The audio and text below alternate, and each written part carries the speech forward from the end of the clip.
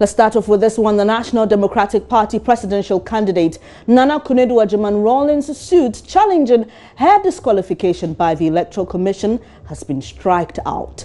An Accra High Court, presided over by Justice George Kumsin, struck out the suit on procedural grounds. He explained that this is against procedures of application to file a joint application praying for the EC's decision to be reviewed and at the same time demand for the enforcement of the presidential candidate's fundamental human right to vote and be voted for. He described the suit as incompetent. The court has also fined the applicants 10,000 Ghana cedis. My colleague Raymond Akwa joins me in the studio with more. So Raymond, what exactly does this judgment mean?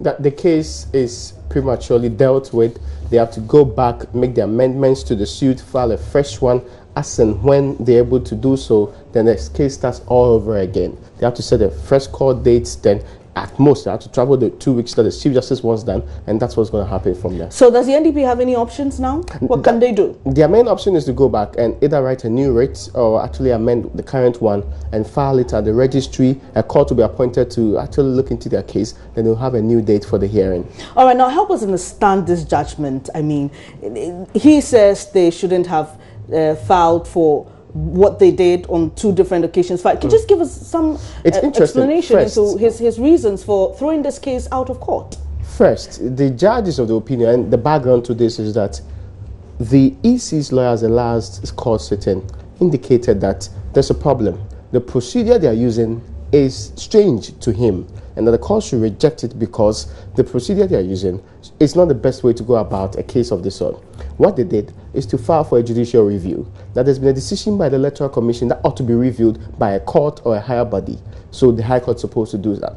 And on the other hand, also said, we want you beyond the judicial review, affirm the rights of our client to be on the ballot paper. And that is what he's saying is wrong. Yes. So that joint suit. So the argument of the court was clear that filing both is to ask the court to actually implement a right and also do a review, which to the court will be just like saying that you should do this for me and also do this for the state.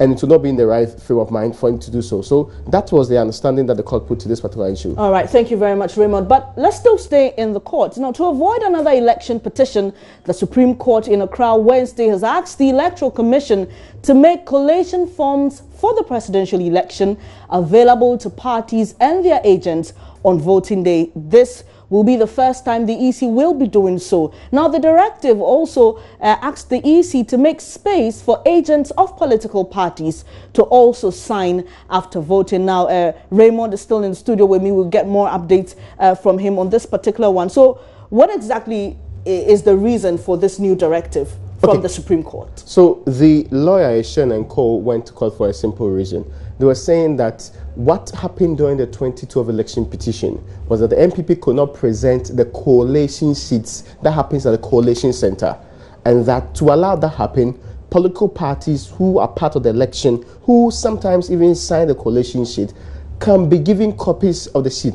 There's a difference. There's a polling station pink sheet given, but when the pink sheets are collected at the collation sheet, that's when the final result is declared. If it's for a parliamentary election, then the candidate is declared as winner, and the other can also be declared as winner. If it's a presidential election, then it's forwarded to the Electoral Commission's office. So the difference here is that we want copies of these collation sheets as to when they reach the returning officer.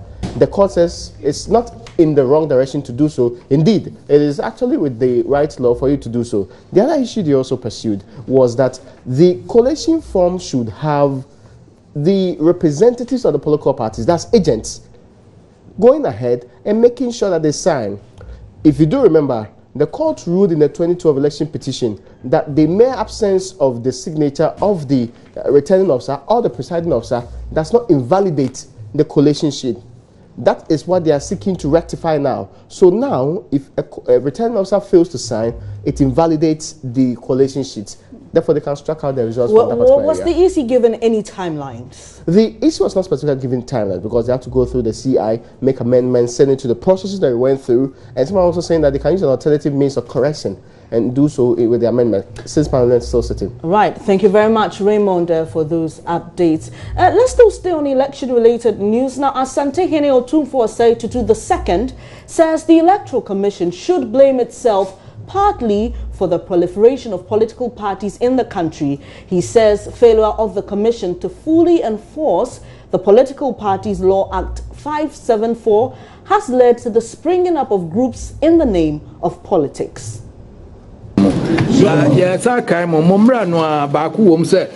The provision calling for political parties to have offices in 2/3 of districts, and a provision for the filing of audited accounts annually and the submission of expenditure returns 6 months after general elections and after by-elections.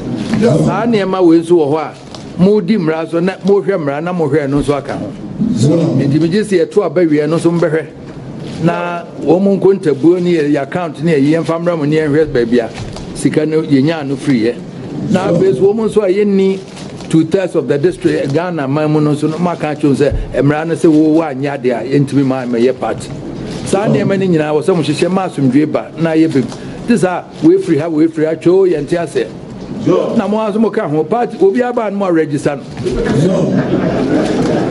obi aso ba no register na o se mo hwe mo hunu se ampa se wa di mo mra no so asa na mo di ne den akọ eje no so nyina ka ho ntini nyina wo se mo hwe ma Ghana enhihye na asumdue ba.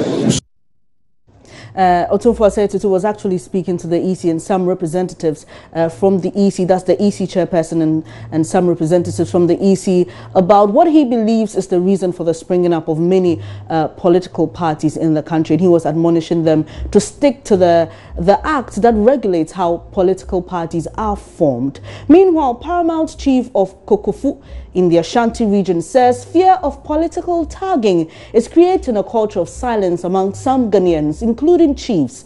Berema Ofe Kwesi Oko Jiesuo II observes the situation is taking a toll on free expression as it affects the national discourse on critical issues. He spoke at a public forum in Kumasi on early warning system for potential election violence.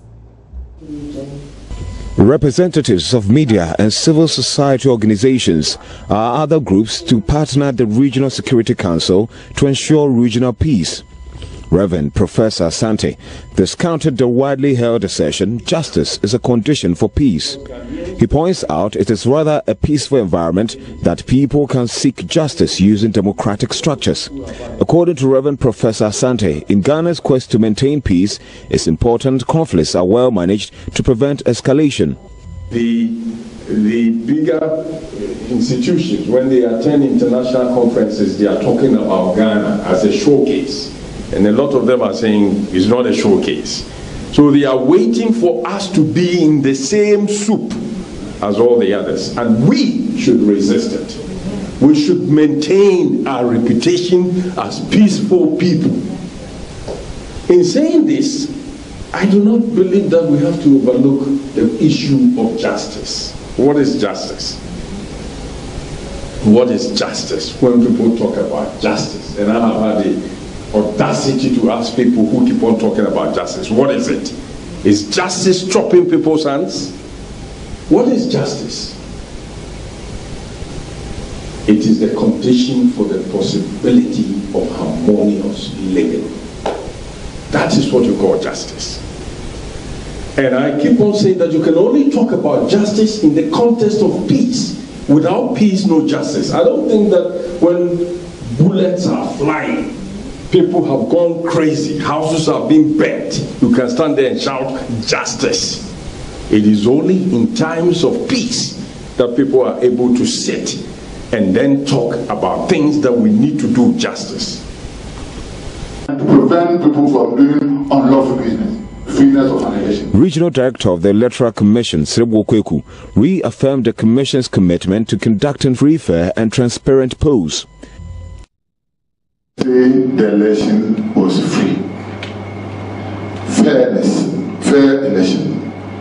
We are applying the rules and regulations governing the election without unfairness, without preferences, so that equality before all the processes. In the course of registering. Regional Minister Alexander Akon called for intensified effort by civil society organizations to eliminate the threat of violence. To ensure that we don't go and create troubles. Now, in doing conflict resolution or risk management, I think the most important is the elimination. If we can, and we can get all the results from the early warning signs, then we should work towards elimination of possible. Proud about. You're watching Joy News today with me, Benes Abu Baidu. We'll bring you more stories right after this.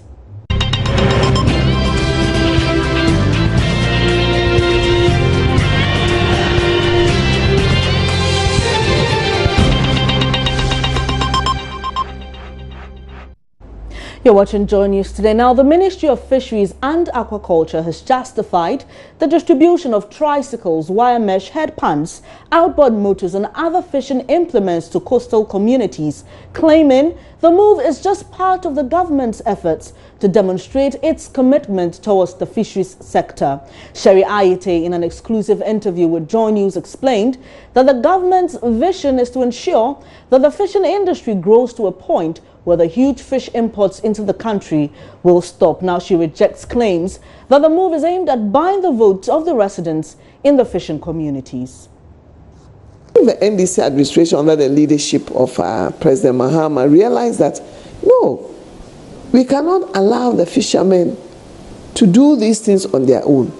Government must also support them.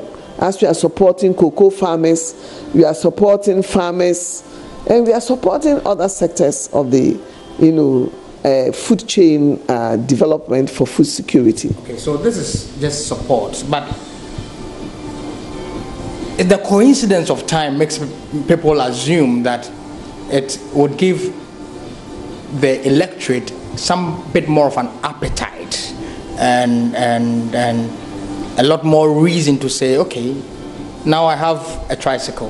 Why don't I just cast my vote in that direction? The timing is a bit more delicate at this moment, precipitating a vote for John Mahama. I don't think it is true, because sometime in February I was in Parliament. I mean, you always have to provide put your budget before Parliament. You want to tell Parliament what you want to do for the year 2016, and also in 2015. And in my parliamentary submission for my budget, programs, was the supply of outboard motors and other social programs for fishermen. And this was approved by Parliament. In fact, Parliament asked me, how am I going to achieve these targets? And I told them how I would do that. And they approved it. And in fact, there are some NPP parliamentarians in Parliament who were very happy, because they realized that for the first time, we are focusing on the social activities of fishermen in their constituencies. Good. So what are these expected outcomes for this project? The outboard motors, the tricycles, the barbed wires that they have received. What need specifically are they expected to meet within the fisheries sector with numbers? That's what I'm looking for. We want to change lives. We continue changing their lives. We want to create jobs. We want to create wealth. Importantly is wealth for the fisheries sector. So these outboard motors, well, definitely, the outboard motors that we are distributing, they have been designed in such a way that they are high-powered and they can go very far within our economic zone. And then they can also withstand storms on the ocean. So definitely you can stay much longer on the ocean. And then in addition to the outboard motors, we are also giving them fish finders, where you can locate where the cluster of fish are. And then you don't have to burn your fuel. You go there, you just put it in the sea. You know that this place, I don't have to fish I have to go to another site, you know. So it is purely to improve their livelihood, to improve their standard of living. We want to change the whole coastal life. We want to give them a better life, education, health. We don't want them to live the way they are living, you know, because with us, increase, you know, growth, increase income, and it can change their lifestyle. But we still have a big deficit when it comes to our fish consumption and what we have. How does this contribute to bridging the gap between our needs and what we produce? Because Ghanaians eat a lot of fish. So that is why we are emphasizing on fish farming, aquaculture. So it is Ministry of Fisheries and Aquaculture Development. And we have about 3 training centers where we train people who are interested in fish farming, tilapia, catfish. And we have a lot. We have a program with FAO. We are training young people to go into aquaculture. And I can tell you that when we took over, we were producing about 5,000 metric tons of fish through fish farming. And now we have reached almost 50,000 metric tons of fish. 50,000? Yeah, in fish farming. Aquaculture, you know, catfish, and then shrimps and clams. So we are estimating that by the year 20,000, we'll be producing about 100,000 metric tons of fish. Nana, enkofo bebre say enoma ya chama so wonya bi ne. Nanya bi. Wonya den. Menya aboboya. Aboboya. Na sa ade we ba ye no enkofo bebre nim say eye NDC fo dwumade be modi na ebema mo mato abama NDC. Na enye say de cham keke. E de uhu ne say. Oh, me pa cho the American no ba be aba so na sese ya. Oya jema community no. Nti ya aba no 20 na aba no oleche aboboya otedam. Oya mmoya oje boa Ghana fo ina. Nti wo ankasa na mmoa be na sade ebeboa wo. Obotum abo because yiyi na mkrapa eji fimpo anoro ba asoro no owa. Nti enya obotum abo ye adwuma yem. Okay. Na we na ankasa ka kodomu anka ne bo pa ye sen. Okay, now na so koto anka e be sen. 55 million. 5,500 Ghana cedis. And they say, yeah, they are chow kwa na se say na utua bi. Okay, mutia 7.5. Scam etua na. Okay. But into say, edru sa ko to aba, o to ma hona. Moto ama aba na wa abo na. Okay.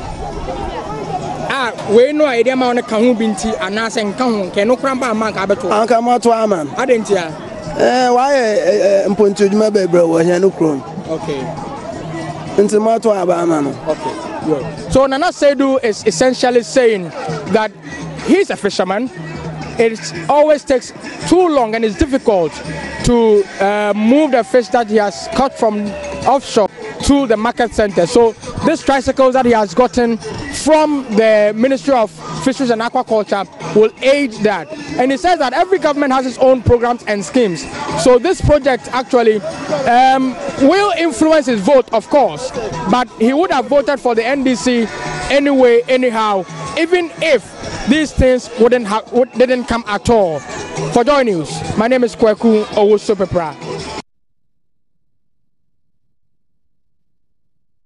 And on the campaign trail, President John Mahama is later today expected to meet the Ochehene Amwetio Foripenin in his palace in Chebi in the Eastern region. Now it's day 3 of his tour of that region as he scales up his campaign for a second term in this year's polls. He's also expected to commission the Cocoa Road in that town. Yesterday he was in Fantiakwa and Itiwa to give the message of the NDC to the people. There would raise my colleague Kofi Siao on the line. He's following the president there shortly. Meanwhile, the New Patriotic Party presidential candidate Konadu Akufo-Addo is continuing his campaign tour of the Volta region today. On day 4 of his campaign, he is expected to continue with the message of change of the NPP. Now, my colleague Ivy Setiji is also following the NPP's Nana Akufo-Addo will raise on the line shortly to get the latest updates. Away from election-related news, the Wa police has in their custody 3 suspects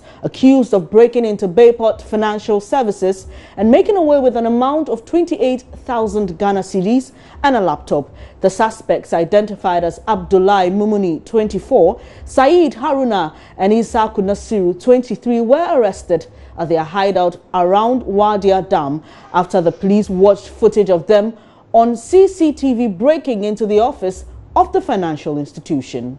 Rafiq Salam reports from Wa. According to the Upper West Crime Officer of the Ghana Police Service, Superintendent Fuseni Awinaba, they had a complaint from the War Manager of Bayport Financial Service that thieves had broken into their phone office and made away with an amount of 28,000 Ghana cedis and a laptop. Fortunately, the office has CCTV cameras and so was able to capture footages of the alleged burglary incident. The police then launched a hunt for the suspects and had them arrested at their hideouts around the Wadia Dam, located at the outskirts of the Wa municipality. So we're able to follow the lead, the pictures in the CCTV camera, the footage, then we're able to trace them and got them arrested. So far we have gotten 3 suspects arrested and we have retrieved the laptop and an amount of 10,000 Ghana cedis. So for now we are processing them for court tomorrow. The suspects are Abdullahi Mumuni, 24, Saeed Haruna, 23, and Isaku Nasiru, who is also 23 years of age. There are people that we don't know their whereabouts. We had to fall on informants in town to help us trace their whereabouts before we got them arrested. We had to spend the night of 24th, trace them. We got them arrested around 12 midnight. So it was very difficult getting them out. The trio used crowbar to break into the main office and ended their criminal mission using the same implement to break into the safe. He, however, has this advice for the public. This CCTV camera is the one that helps us. So those who are having offices, they should either install the CCTV camera or get a very strong security man. This is what is going to help them protect their property. Reporting for Joy News, Rafiq Salam. Wow. Now, have you been experiencing power outages of late? Well, the Electricity Company of Ghana has a response. It says the outages are as a result of planned maintenance works, faulty cables and theft. At a media briefing Thursday, the company assured stable supply of power will be restored by the 2nd week in November. Director of Operations at ECG, Tete and Kama Ochin, explained the company is expected to complete its planned maintenance for 2016 within its supply areas. The first in which we normally get outages and is when we have planned maintenance and then we want to execute that planned maintenance. And that one, because we know it, we have a date, we have a time frame, so we are able to come out with an announcement and we send it out to a large variety of stakeholders. Then we have what we call preemptive maintenance. So under our normal operations, we do inspection of the network. When you go around, you do inspections. Sometimes you can foresee a challenge going to come from somewhere, depending on how serious the challenge is. If it's urgent, that one there's no way you can give an announcement before you do the repairs. Immediately you shut down and do it. But like I talked about Malam that last Sunday, we saw the problem, but at least we thought we could give ourselves about a week before we did it. So we had time to make an announcement before working at Malam. But it was critical, so we had to do it. We couldn't. Then the other cause is where sometimes it's accidental, sometimes it's intentional. People tamper with our network. Maybe somebody is digging somewhere and then they dig into our underground cable. That means once the cable is damaged, then all people being served by that cable are going to go off naturally. Looking at the period in which we are trying to bring forward all our planned maintenance so that we can finish everything by the first or second week in November for 2016. So that after that, then we know that we don't have any planned maintenance to do. If there's anything, that will only be emergencies or something critical which has come up.